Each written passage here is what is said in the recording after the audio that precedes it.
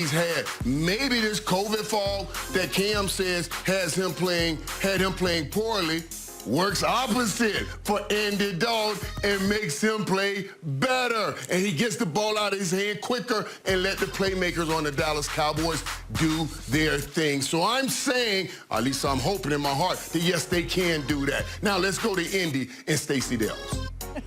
Number will stay the same because this is the first of two matchups in the next 3 weeks between the Saints and Taysom Hill and the Atlanta Falcons. Ian Rappaport, I give you the floor on the big story of the day.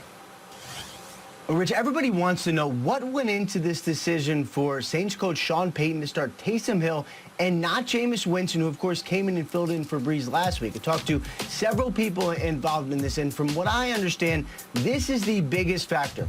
Sean wants to know. He wants to know, is Taysom Hill his quarterback for the future? Is he his quarterback for the next 3 games, or is he his quarterback for the next 5 or so years? Remember, they gave Taysom Hill a 2-year, $21 million contract extension, a massive deal for a backup with the thought that this would be the guy that takes over for Drew Brees in 2021. Nothing in practice can prove that. None of the little spot stuff in games can prove that. Only a real start or starts can do that. That is what they want to find out today. Expect him to get Alvin Kamara and Michael Thomas involved early on some short stuff just to make sure to get him into a rhythm.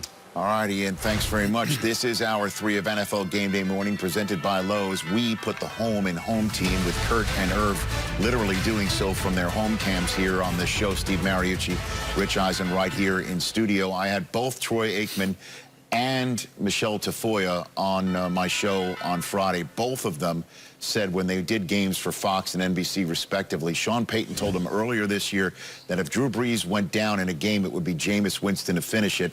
But if it was an expanded period of time that Brees would be out, it would be Taysom Hill's job. And here he is now as the starter. The question is what is this going to look like? Is this going to look like something that Sean Payton has planned for weeks and it's totally different than what the playbook is for Drew Brees? Or, Steve, is this going to be Drew Brees' playbook with Taysom Hill having a little bit of the Taysom Hill stuff mixed in? You know, I can equate this to the difference in the Patriots offense with Tom Brady moving to Cam Newton. It's different, okay? And this Saints offense is going to be different. With Drew Brees, he was a pocket passer, all right? Get the ball out quickly, play action, everything from the pocket, threat of the pass all the time, all right? With Taysom Hill, it's going to be the threat of the run. Let's face it. It's going to be run heavy. It's going to be zone read. It's going to be quarterback power. It's going to be play action, that kind of thing, yes. And he's going to see a loaded up box. The Falcons know they have to stop him with 8 and 9 in the box, make him throw the ball. He's only thrown 5 passes all year, and they're going to say, if he's going to beat us, Kurt Warner, he's got to beat us with his arm. We're not going to let the run game, beat us. So that's how I think it's going to be. It will look different than a Drew Brees offense.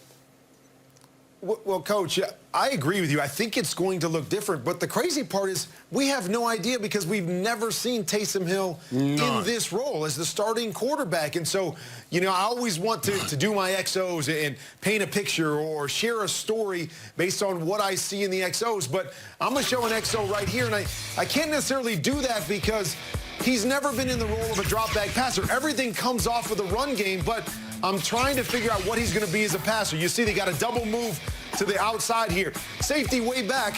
I got to be able to hit that second guy. But he's staring down the double move because it's a special play for him. We're going to see another one here. Off of the play action, we've got a big post plan because everybody's going to attack our run. He gets back. He's looking at this post. The post is there. Take the shot. Throw it. He doesn't, but as you showed earlier, Coach, he can do this. He can take off and run and give you something special there. This is probably the most pure drop-back pass type play that we saw from him. Post, deep over, flat, read the flat defender. There's the deep over. It's wide open. Doesn't pull the trigger, takes a sack. So you're trying to figure out apples to apples when you go, okay, if he's a drop-back passer and has to play a passing game, what is he going to be? We didn't see it. But in that XO right there, you saw the struggles of being able to get through the passing game. So I have to agree with you, Coach. It's going to be hard for them to get back and go, hey, let's have him try to beat Drew Brees. We're going to have to mix the Drew Brees in and be more Taysom Hill, Michael. And Kurt, you know what? You just helped me because I was wondering. I said, okay, maybe they made a promise to Taysom Hill here. And then Rich just talked about what the guy said on his show. So I understand that to some degree. But what you just showed, this man has 18 passes in the NFL.